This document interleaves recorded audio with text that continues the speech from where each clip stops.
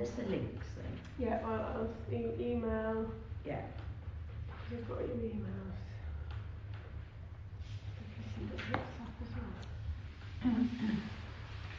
Okay. I need to clear my voice for recording now. Extra pressure.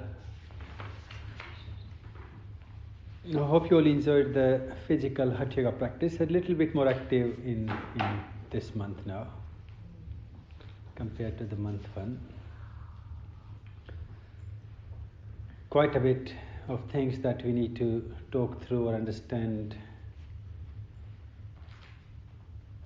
And one good thing, I think, after end of this month, once you understand some of the ideas like what yoga really means and then the scope, the classifications of yoga, I'm sure you all will come to tick your box at A1, A plus, or A. You would not be in C minus anymore. That's my promise. So this month, really, the theory really gives us so many other ideas. The yoga, when I say, have I done my yoga practice, it does not really mean always getting on your yoga mat and doing all the stretching, all the postures or kriyas. And I guess if you think of your life, your health and your well-being, then really the physical exercise is a very, very tiny bit of it, isn't it? It doesn't matter how much physical exercise you do, if you're not eating good, you would not be healthy, would you? Or it doesn't matter how much physical good exercise you do, if you're not living in a positive sort of mindset, or your mindset is just negative, then all the stress, all the burden will be pumped back into the body. Or if you're living in anger, living in frustration, guilt, any sort of negative emotion, or maybe again you might be quite positive, quite good, but you're not being able to pay your bills, which means if you're not doing enough work, or we're not doing what we need to be doing every day, not getting up every morning and washing your dishes. So even the little things in our life, in a bigger picture of yoga. So yoga really means, in that idea, it's not just the physical keep fit exercise, it's actually a lifestyle. So in that definition, the first definition of yoga literally means living mindfully and taking responsibility for everything that we do. Also doing what needs to be done in the moment as we coming or as we facing them.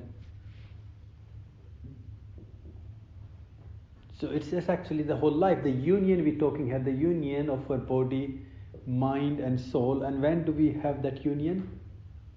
Or when life is in harmony, isn't it? When life is in peace, and the harmony of life really means you're doing everything the best you can. If we leave one thing pending in our life, in our household, in our surroundings, the harmony just goes away, doesn't it? It creates a little bit of burden somewhere. It plays in our mind somewhere that I need to do that. So in holistic concept of yoga is not all about doing your physical practice or doing your breathing. It's more about how to live our life. And this is one of the classical definitions our teacher Swamiji he uses. He said, out there the worldly people living every moment of their life to learn more and more. That's why lots of people, if you talk to them, oh, I have done this course, I've done that course, I've learned this, I've learned that. So they're living their life how to learn more or how to experience more. While like the yogic attitude is completely other way around, upside down. It said how or what I need to learn to live better. So you're not living to learn, you're learning to live. So the yoga is really living every moment of your life to the best, to your true potential. And that includes everything. So that means if you start living mindfully, if you start doing everything that you do in your life with mindfulness and responsibility, And I do believe, I think the two things always need to come together. Because sometimes we can be mindful, but we let the responsibility somewhere hide away and we just do what we feel we need to do. Or we run on to the autopilot where we make choices, we make decisions, we act on different things, but without actually knowing them or without being aware to them. It's like how many times you consciously moved from your bedroom to the kitchen. Or how many times in the morning when we wake up we think, okay, let's wake up now, it's time to wake up. I had enough of sleep. Or how many times we actually go to bed in the night time where we're reminding ourselves it's time to sleep. How many times we eat consciously like that, reminding ourselves, even though we all eat, but how many times do we remind ourselves that it's time to sit down and eat?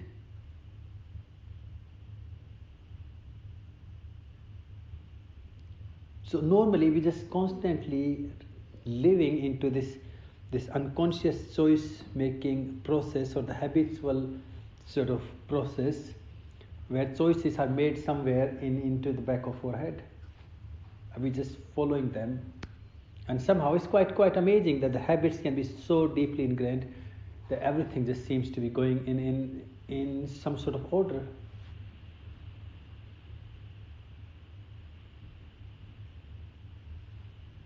So when we're talking about this union, this is the union of our body, mind and soul, also the union of our thought processes with the choices we follow with them. Now literally you can put it in one simple phrase: learn to always act and never to react.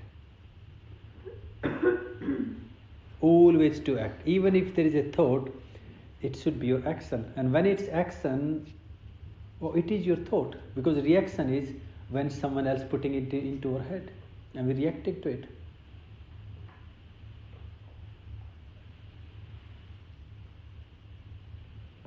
So in yoga we say learn to always act and never to react.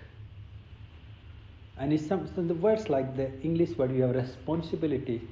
If you break it down, it's the ability to respond. What does that mean? It means we able to take action every time we get a stimulus, every time we get a situation. We're not reacting to them. So life, normally we think life is just a chain of response and reaction. We want to make it no, it's not reaction anymore. We want to make it response and action, responsibility.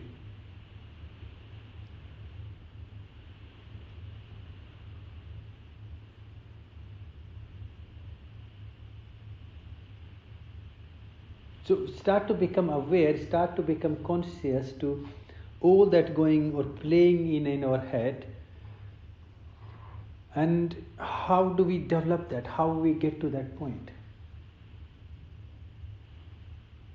Or we got to retrain ourselves. We got to, first thing we need to do is unlearn all those habitual, these habits we got, and then relearn or retrain ourselves to break out of those habits. And I personally find it's much easier if you start to take those initiatives into things that you know very well you're going to do them anyway. You're going to do them for your health, well-being, your happiness. Things like making tea, making food, going to bed, waking up in the morning, going to work. Just giving ourselves extra 5 seconds, just a little break in between those transition periods where like, okay, this is what I do next. And the minute you change that attitude, that perception towards it, even that the energy, your heart into things will transform.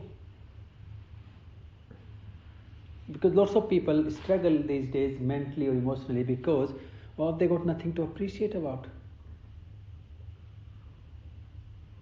I have many people when I ask, like, oh, tell me, what have you done today? Been to work. That's just the end of it.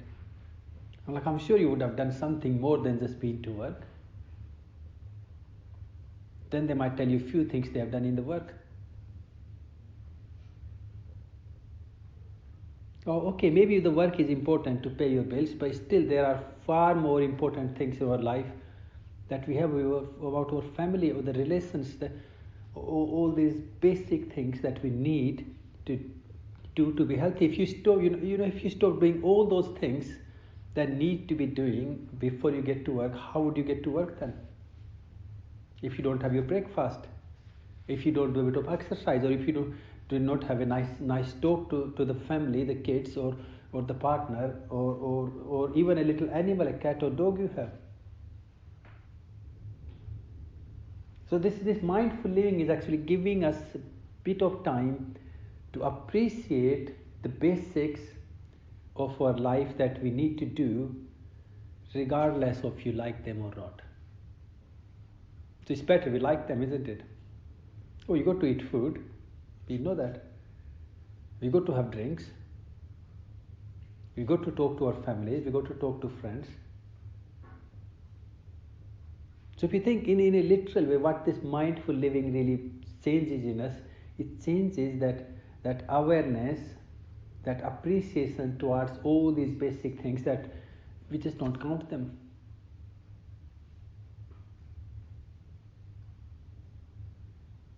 Or some people, they can have such big ambitions, big dreams in their life that they forget about every little thing they have achieved every day. There's nothing wrong in having ambitions, big dreams, but you need to focus on every step you're doing to get there and appreciate them. So if you appreciate them, it starts to build your self-confidence. And to me, that is what, when we talk about yogic lifestyle, yogic attitude, we want to change that.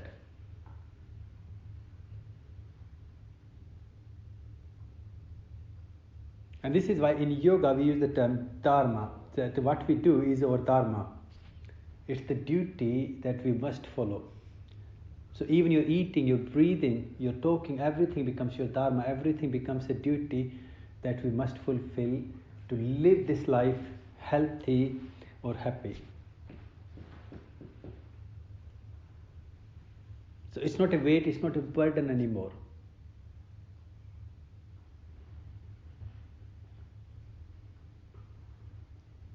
And hopefully if you can do that, then I can see easily moving on A+, isn't it?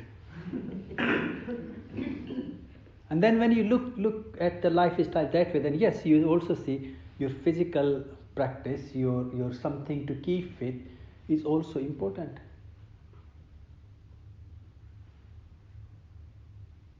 But it's just a one part of your 24 days in every day of a week, and then the month, then the life. And then in a much bigger picture, life is also just a little bit space of it, then many, many lifetimes to come.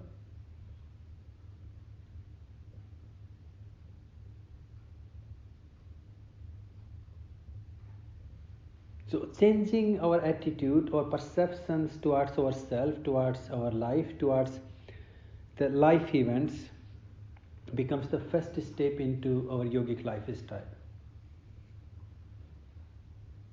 And then in that change, if we can make a couple of simple changes, like always, I guess, giving yourself a couple of breaths every time you find yourself caught into a situation. That's why we're talking here, never to react, try to always act. And what do you do for that situation? Breathe. Maybe have a sip of water, or get a cup of tea, or just walk away from the situation for a minute.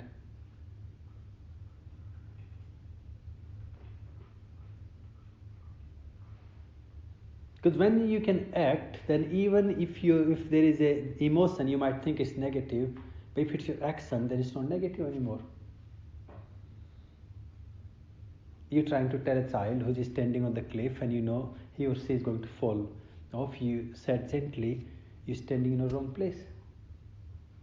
That did not get hurt, then you did a bit more, sort of stressed yourself up a bit, got yourself a bit stronger and said a bit more firmly.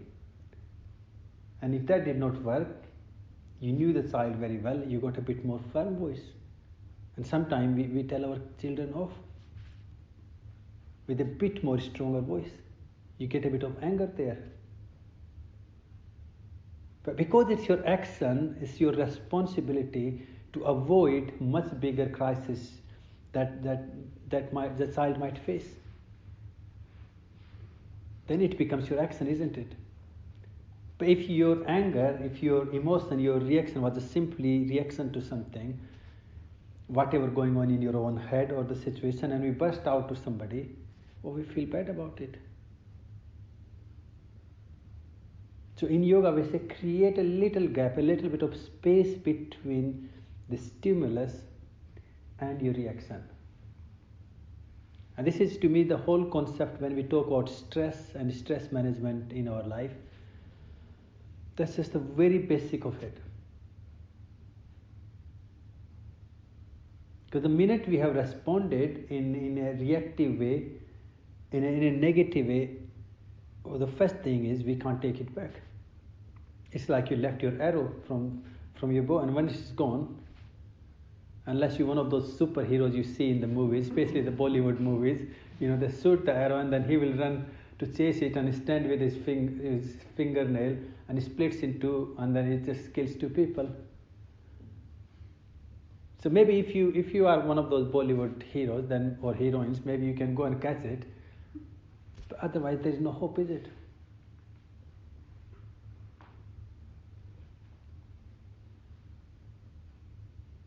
We can catch it by creating enough gap between the stimulus, the situation, and our reaction. So hopefully it will become your action. Now the scientific way to look at it, now see we got the spinal memory that we carry in our spine, and then we got the head, our hypothalamus. So the spinal memory is the reptilian memory, which is millions and millions of years old. We're carrying this memory from since any life came to existence on the earth. But the human memory, the hypothalamus, this cortex part of our brain, is very new. It's not very old.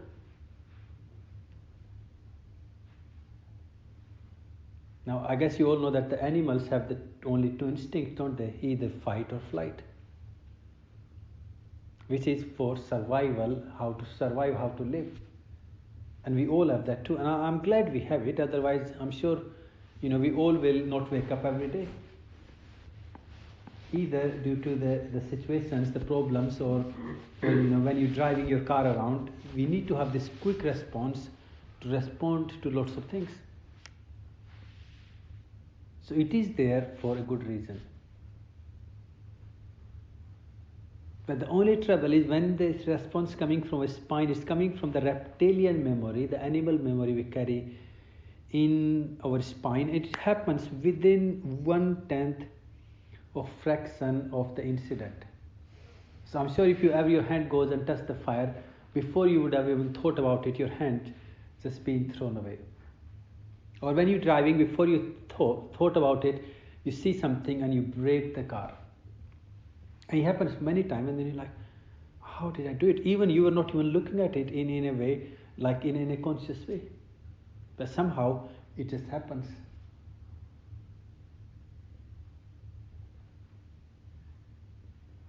So your spine responds to the situation, to the moment, in a very, very quick, between 1/10 to 1/4, 1/5 fraction of a second. And once he has done the response, then what it also does is sends another message to your brain and say, this is what has happened and this is what I have done. Now, obviously what brain does, then the brain analyzes that based on our human experience. And that experience can be from this life or previous lifetimes. But let's just keep it simple for now. It analyzes it with all the knowledge, experience that you have accumulated through all your learnings, everything that you have done.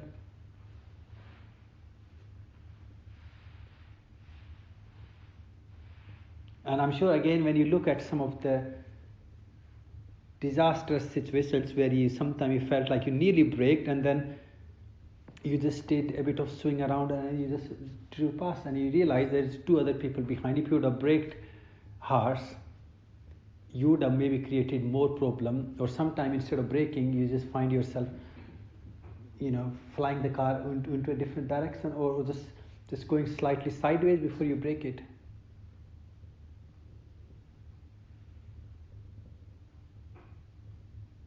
So our brain takes, again, it can be the brain response can be anywhere from a second to days or months.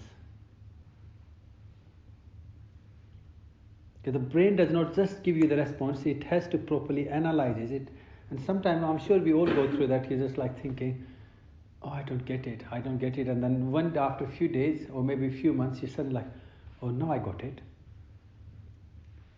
But if you have already reacted to that, then it's too late.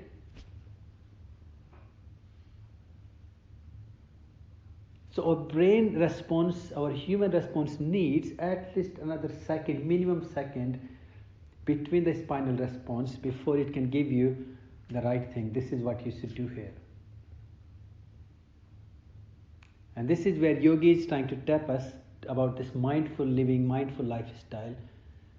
Create a little space that you can create by just having a couple of deep breaths, having a sip of water, or maybe just walking off and away from the situation.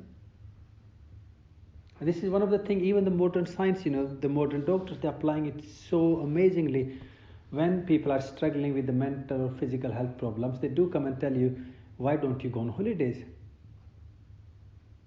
It's completely shifting our being into a problematic situation out into somewhere you can be entertained, somewhere you can be looked after, somewhere you can have a little or different energy. And then once you moved out of the situation, you can see things a bit more better, a bit more with a clarity.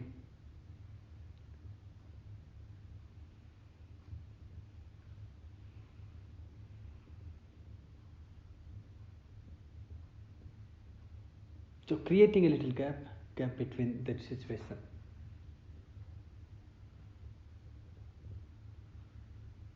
Now the second classical definition, which I think again if we can take it in our day-to-day life, it can really help, as in Bhagavad Gita, the definition of yoga says, yoga is samatvam.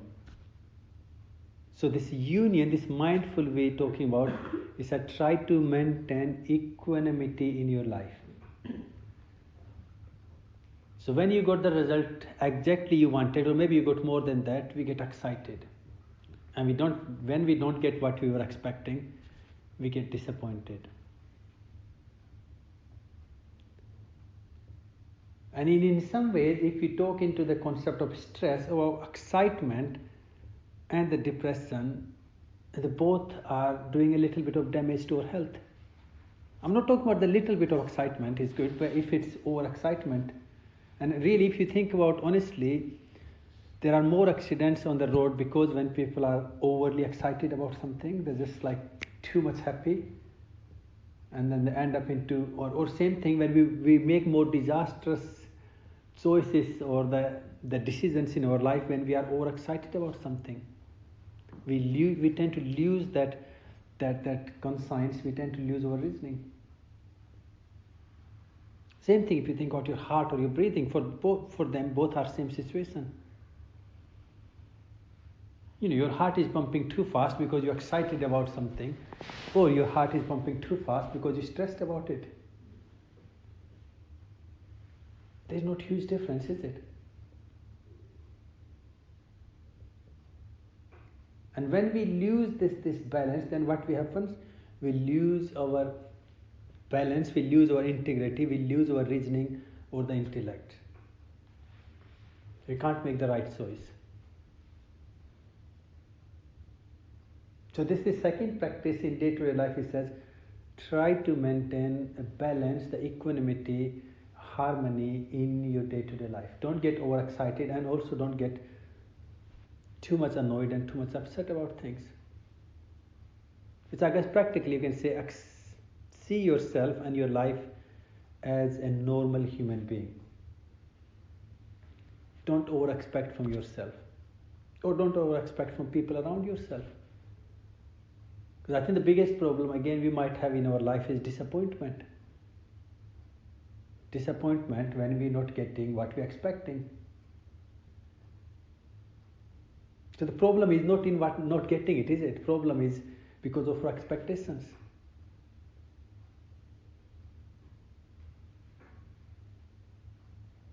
If you are expecting on from month one, like I'm going to do everyday practice, and then at the end of month one, like, oh God, it did not work.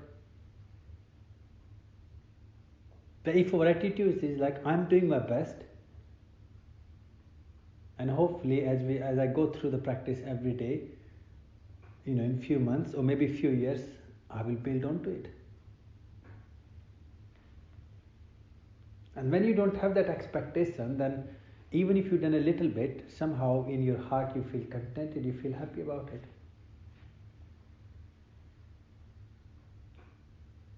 Because somewhere in the corner you do know that, yes, I have done my best.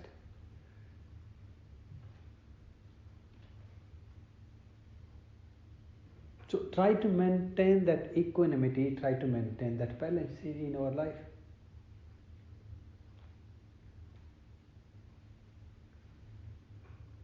And this is honest, it's not something that hard to practice.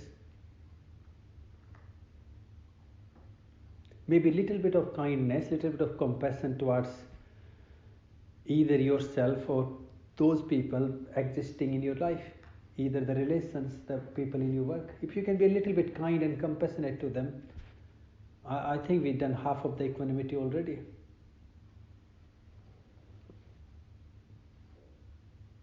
When people do mistakes, then you can be like, it's okay. Instead of getting caught into, winding it up over and over again and again, being over harsh or beating people too much or beating yourself too much.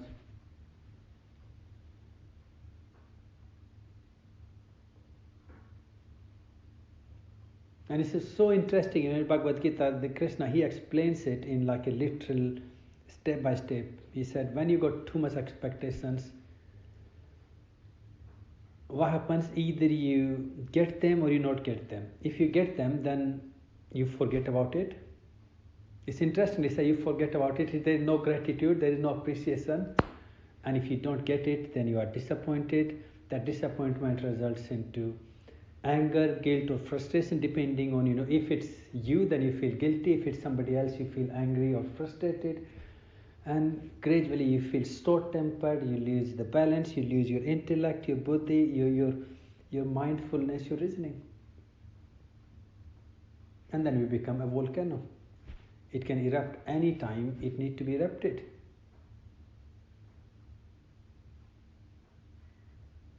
And he said, how can we enjoy the peace then?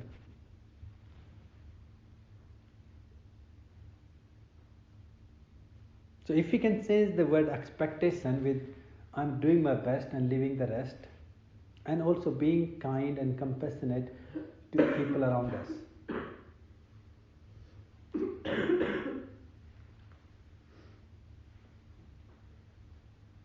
Instead of being too harsh or too hard. And what I find quite interesting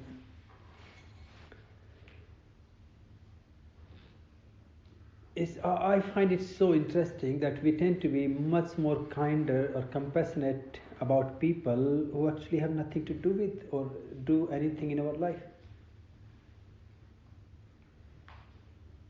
To the people who are really have huge meaning, either our partners or children, family, neighbors, if they do one wrong thing, we will go on and on about it as long as we can stretch. It's like, I got my opportunity, I got the card, now I want to keep holding on to it as long as I can.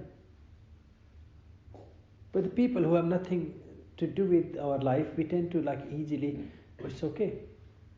On the street when you're walking past, someone just, stepped on you, or maybe just, they had a shoulder bang, or and then it's like, I'm really sorry. It's like, oh, it's okay. We tend to easily smile and like, oh, it's okay. But if that happens in your own house where you're living with someone, that's just like, are you trying to kill me? Or what are you trying to get? What are you trying to do? And I think to me this concept of equanimity is actually having that peace, the compassionate, the kind mind and attention or intention also in our life where we're living most of the time.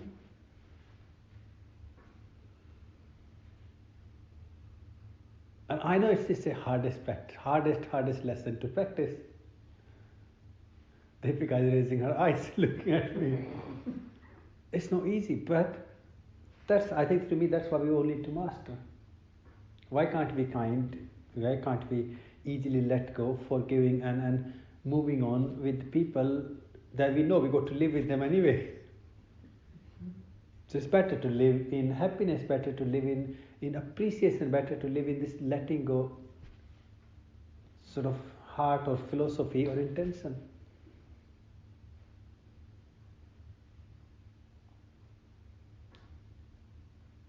And if you want to live in equanimity, then yes, we must, or we do have to master compassion, kindness, and also forgiveness,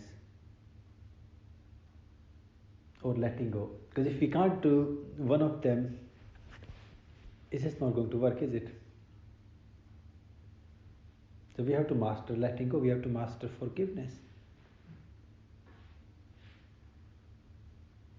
Now, forgiveness can be forgiving ourselves, it can be forgiving other people around us.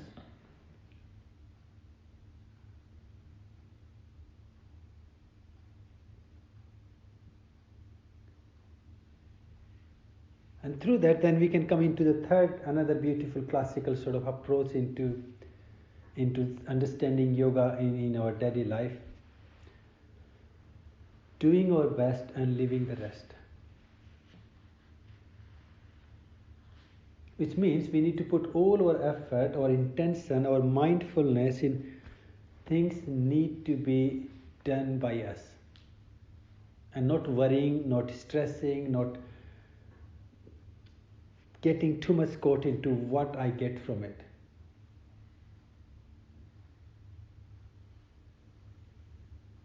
So I need to put my intention, my awareness, my mindfulness, all my effort in how can I teach better.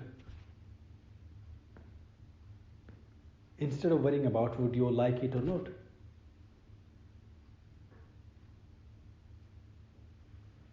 I need to work on what is the right things to say, what is the right thing to do. I need to work on how do I make the best food. Is it healthy for me and how can I make it more healthy?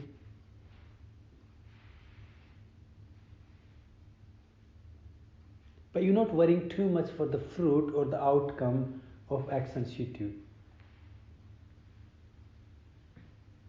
And I guess one of the reasons you can sort of think like that, well, if you do anything, you're going to get result anyway. And our brain, our mind, our abilities are limited.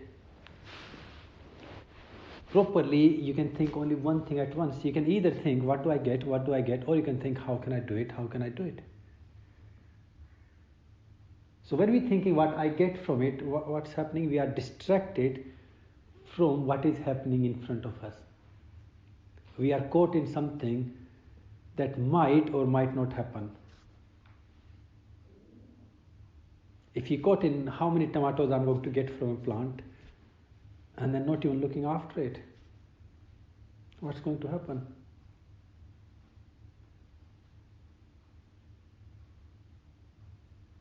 So this third classical approach in our day-to-day life is doing your best and leaving the rest. And I think many times in life it can be such a handy tool that, oh, I have done my best. What else I can do? Maybe you're trying to prevent a crisis, you're trying to prevent a conflict, or you're trying to make a change. Well, once you've done your best, what else can you do? It gives you a nice, easy understanding that also now and then letting go is a good practice too. Sometimes even letting go people in our life, or sometimes letting go the problems. I've done my best, I could have tried to solve it, I'm just going to move on. If you tried something so much in work and it's not working, so I'm going to find something else. There's nothing wrong in it, is it? If something is not working and you tried your best, then maybe it's a healthier choice to say, I've done enough, I'll do something different.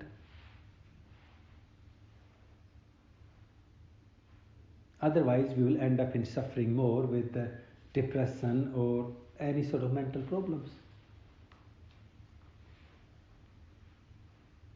So this becomes our another life tool in our day-to-day life, that I do my best and I leave the rest. In yogic, more sort of like the philosophical term this use this niskama karma, fruitless action. That I do all my actions, I follow everything that need to be done, but I'm not caught into the fruits or the outcomes of what I'm doing. I wash my mug because I must wash it. I've cleaned my floor because I must clean it. I go and do my work because I must do it. No one else is going to do it. And here you might put a little bit of intention where you start offer your actions to the divine or to the much better cause, much higher cause, and that also, I believe, opens us to feel a little bit better in ourselves.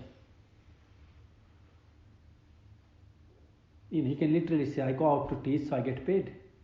Or you can say, I go out to teach so hopefully I'm being able to help these young kids. They can grow into something amazing. Or they may grow into something amazing. They might be good for society, they might be good for science, they might be good for nature. You can just think, I do my artwork, I teach people art, and I get paid for it. Or you can say, I teach people art, hopefully I can help one person in my life that can bring out their creativity and forget about all the pain, all the problems, and feel happy about themselves. It may help someone to build self-esteem, self-confidence, or feel good about themselves. So if you need to have a reason, he says, in yoga we say, then find the reason which is in benefit of humanity, benefit of our nature or the earth or the universe, instead of looking for what I get.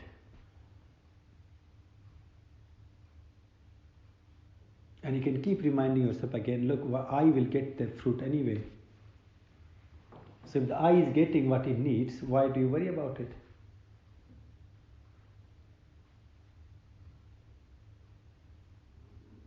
We all know that very well. Whatever we sow, we're going to reap it. That's what's going to grow in our life.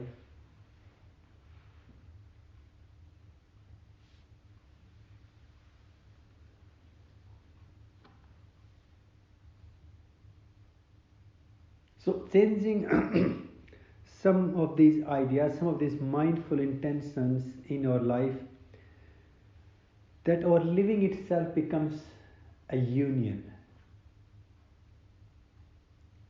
of our body, mind, soul, and our choices.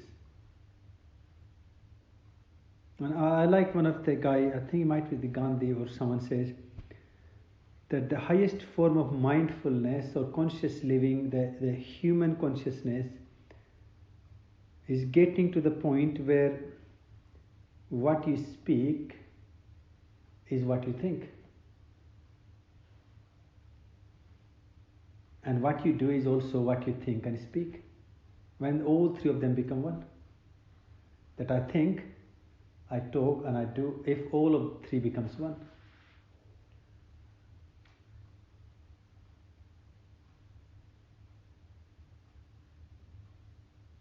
Living into that state where you are free from your own conflicts.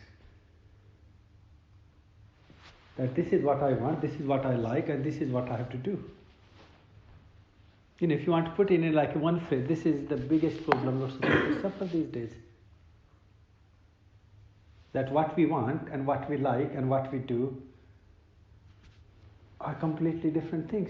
Maybe we're doing things for sake of just doing them, or making other people happy, or maybe there is some kind of greed in it. And that's why really this concept we're talking here, if you can take that greed out, what I get from it, what I want and what I like, is just out of the box, and all you're thinking, what can I do? And that what can I do can be offered, can be looked into a much bigger cause, into the divine, into the humanity. And I personally believe this is another really, really amazing practice if we can take it in our day-to-day life and start applying it in things that we do, in our work we do. And I'm sure everything everyone does, there is something much more better to look at. And another trouble, I'm sure you all know that, if you caught into the material benefits of things you do, well, they don't last. You know, if you're thinking, oh, I go out and teach, so I get money paid, really, before you come home, it's already gone. And some of that, you know, if you're getting paid online, you don't even get to see it. You know, the money comes in your account, say like 10th of the month, and you set up all the direct debits on 11th. If you're lucky enough to sign in like midnight on 10th, you will get to see, oh, this is the money I got in my account. But if you're not, someone like me and Deepika, I go to bed 8 o'clock. Next morning you wake up and sign in, well, it's all being taken away. But if you're looking at the bigger picture of work you do, that can never be taken away from you, can it? The heart that fills with the joy, the happiness, the benefit you see in the society, people making changes, that's going to be always there.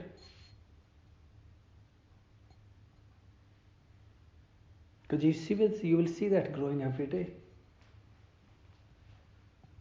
So some of these ideas, you know, I find it so fascinating, like how in ancient time these rishis, these great people, they put it together. And that's in every scripture. You can read Bible, you know, most of the things they talk about is how to live our life better, isn't it? And somehow we love making things religious, but they're not religious. This is all about lifestyle. Well, what is religion? You love your neighbor. This is the simple idea. Well, if you want to be in peace, well, leave your neighbors in peace.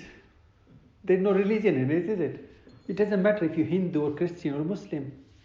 That's just a universal idea that we all should follow if you want to live happy. If you don't want to live happy, start giving trouble to your neighbors.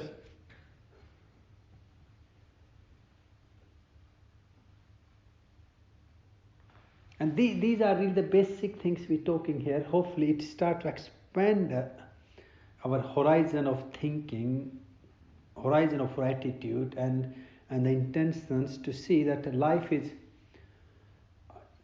far more important than these little things that we might get caught into. And that is what the niskam karma, or offering our karma, offering our duties to the divine cause.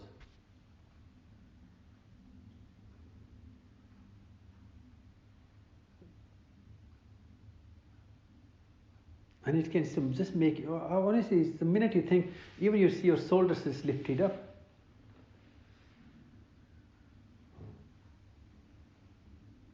Because you start to feel how great you are. And there's something in most contemplations in any spiritual practice, like in Bible we got thyself, I'm divine. Same in Hinduism we got soham or the hamsa, I'm divine.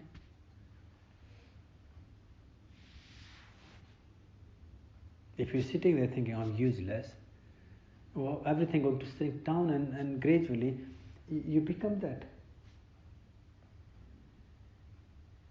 A very simple idea in Ayurveda says, you are what you eat and you become what you think.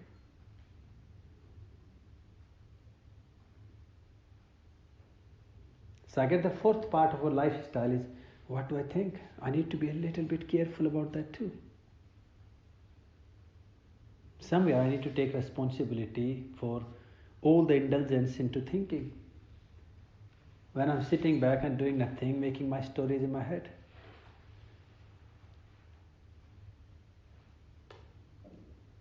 Or somewhere you got to stop doing that. Or somewhere at least you got to know what you're thinking and how does it help. How does it help you in any form to grow or any form to feel happy or feel peaceful about things?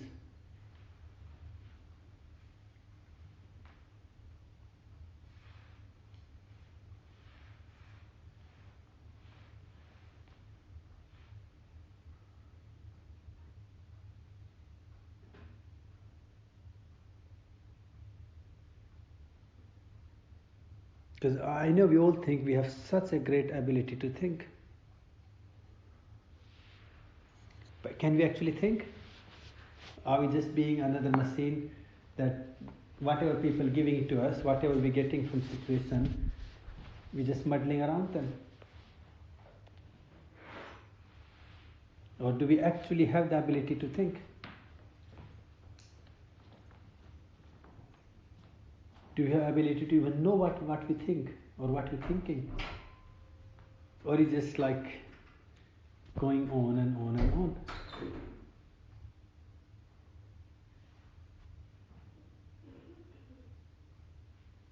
Because there is lots of research they have done with the psychology and the modern quantum science now, the neuroscience. The 99% thoughts that we believe we think, they're not ours.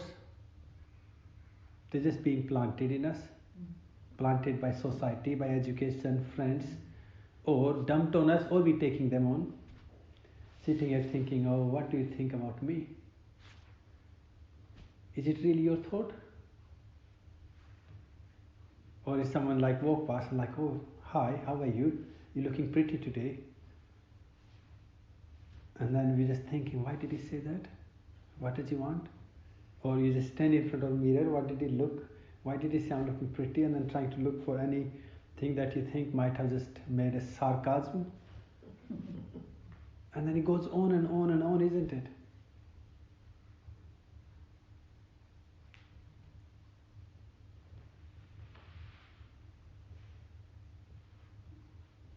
So the ability of thinking is not just the ability of thinking, it's also the ability of taking things and processing them free from that ego, free from what I want. In yoga we have the term, more sort of firm term for it, asmita. The egoism, the I-ness. I have done makeup and I expect someone to say how pretty I'm looking. Or I just done all the things and I dressed myself and I'm walking up on the street and hopefully someone say, look at him, he's looking handsome. Or look at your dress. And if people don't say it, especially the people, as earlier I was saying, people who really mean lots in our life, somehow they might be got their own stress or something else going on in their mind and they did not say, darling, you're looking very pretty today. Then all day we just think maybe he just found someone else. The thoughts can be as worst as like we think, what's going on? And we want to like, oh, when does he leave his phone behind so I can flip over and check if there is something else going on. I'm sorry, I know it sounds very harsh, but this is what really goes in our mind.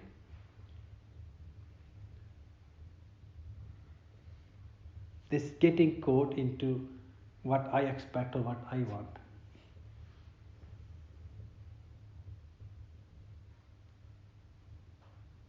This indulgence into I-ness, indulgence into the ego.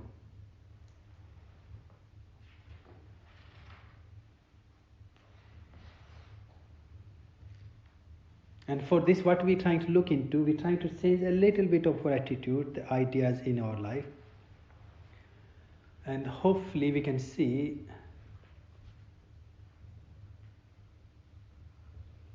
that maybe I need to change my thinking. Maybe I need to stop thinking certain things. Or questioning ourselves, why am I thinking this? Does it really help?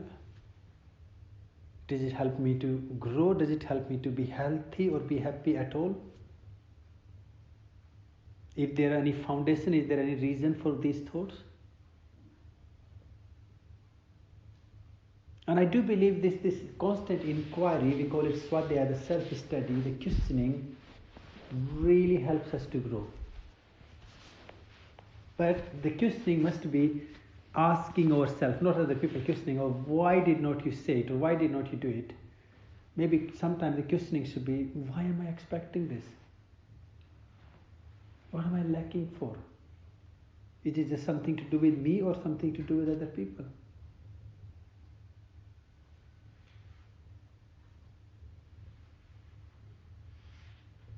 So this new ability when you start questioning your own thoughts, this series of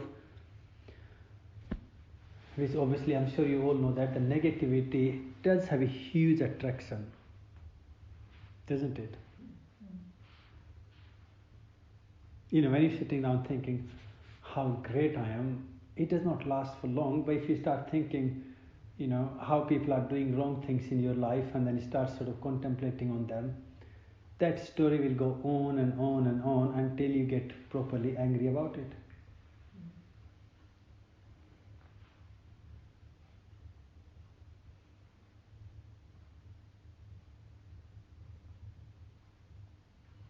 The weed grows easily, if you want to grow flowers, that's where it takes it hard work. You can look that in any part of our life, the weed can just grow. They can even grow in stones, they can grow in your roof, they can grow on your walls. But like the flowers or vegetables you're trying to grow, it's a hard work.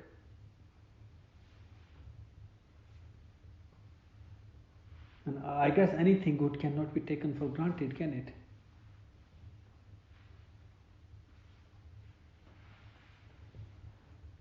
Maybe they are worth to invest into it. It's worth it to invest in our head every day to gradually create a new head that thinks positive, that is looking for good things. There is a much benefit in working on our intentions. That can I have the right intentions in my life?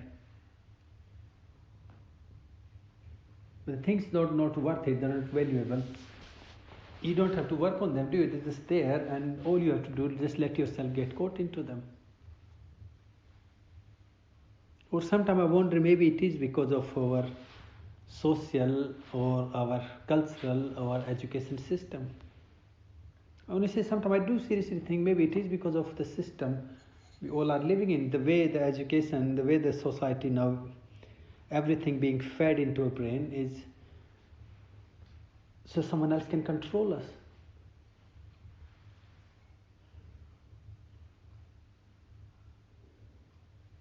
So we can never feel free, we can never feel like it's me.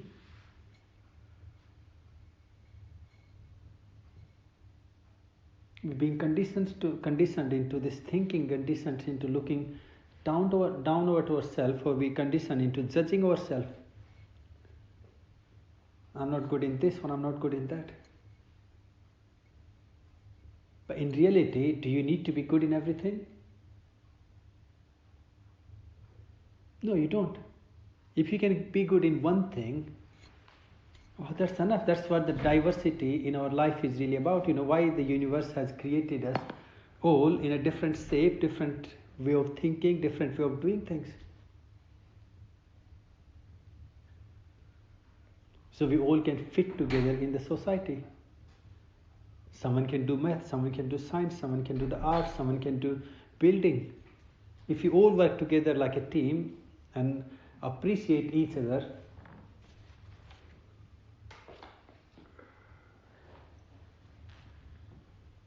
but then I guess our social conditioning at the moment, it's not like that, is it? In education, if one child is really amazing in maths, no one will going to talk much about maths, but everyone is going to talk about that child, oh, he or she is not learning enough in history. Maybe they just don't have interest. And what's going to go wrong if you don't learn about history? And if someone is great in history but has no interest in maths, someone has no interest in cooking, someone has no interest in eating. I'm sure everyone will have interest in eating. Not necessarily.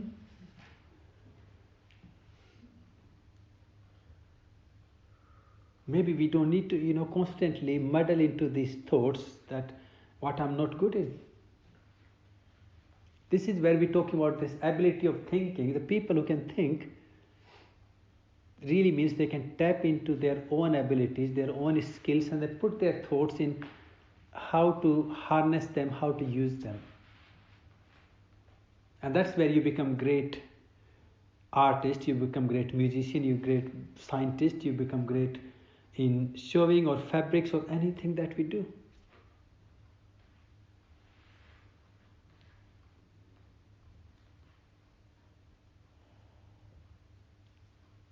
So that can become another dimension in our lifestyle, in our day-to-day life, tapping into our own thoughts and clearing up all that amount of thoughts or the stories, maybe they don't need to be there. And if you can work on stopping them on a first place, it's very easy. If you let them grow, then it becomes harder and harder and harder. So I do believe it's worth it to do work a little bit every day, even if you can do like a minute in every few hours. Whenever you remember, just listen what you're thinking and try to rationalize it. And if it's not worth it, just step it out and it's like, oh, I'm not getting caught into it. Or put yourself into a different thinking, different thought, or different energy.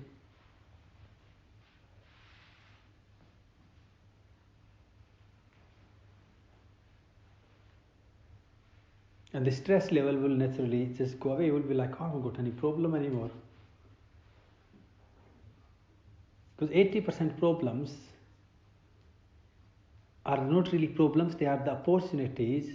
If we take them opportunity, we make them challenge, then they are the opportunities help us to grow.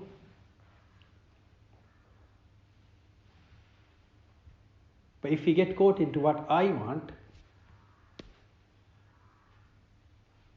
then they become problems, don't they? Then become issues. And then once we get caught into that perception, that attitude, well, we're just thinking all the negativity and not thinking even for sake of once, what should I do?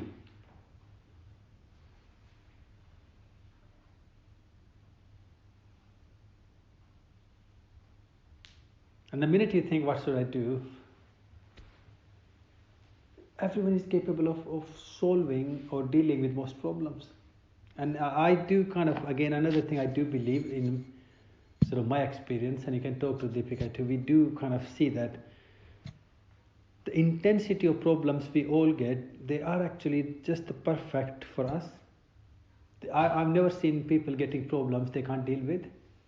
That's a different thing, maybe we don't want to deal with them. But if you want to, if you look at like all the strengths, all the abilities, skills you have, universe is just giving you the right sort of intensity. And I guess the only trouble in that thinking, you will see as you growing, the problems will grow with it. Because the universe knows, oh, now you're a bit more stronger, so I must give you a little bit bigger problems. And if you reflect back into your life from like as early as you can go back, from teenager or wherever you took responsibility, and you can see how the intensity, the level of situations that we face in life, they have changed as we grown in our life.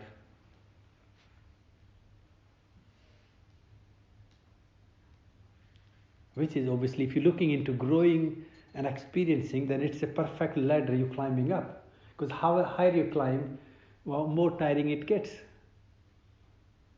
And then higher you go a little bit further up, or even the level of oxygen and the atmospheric pressure, everything goes down. So even the abilities, the strength you might have, the help you might have, also gets less and less. But that's okay, isn't it? That's a good sign that you're growing. You're climbing up.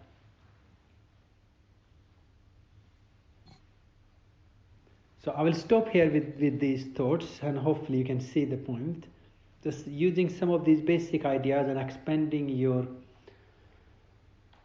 yogic, your mindful, your conscious living, where your body, mind, your thoughts and actions all become one. And in that process, and yes, we are trying to tap into some of these simple ideas. I want to live in equanimity, so I can rationalize things, I can see things. I want to give myself a little bit of time before I react to things, before I respond to things. So I don't have to beat myself up afterwards. I need to find a little bit of kindness, a bit of compassion or forgiveness.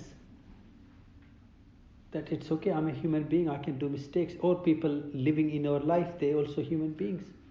Somewhere, a bit of acceptance also helps.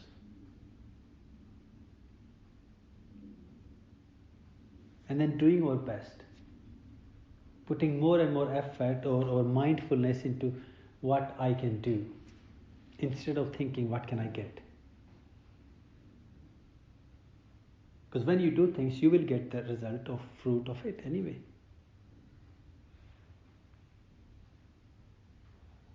And then you can expand that a little bit further by thinking much bigger benefits, the reasons, the cause behind your actions. Offering the cause, offering your actions to the divine, to the higher, to the humanistic, human benefits.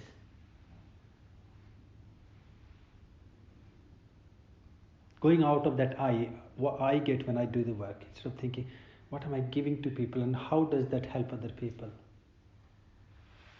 And then the last, trying to tap into our thoughts.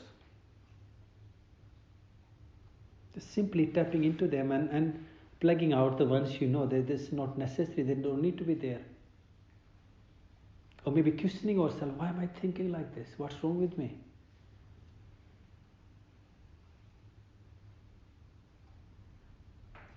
Other way you can say, not wasting our time in thinking things that not necessary to think. Or there is no benefit of getting caught into them. Anyway, I will stop here. If anyone has got any questions, anything you want to talk, add or share, it's all of your time now.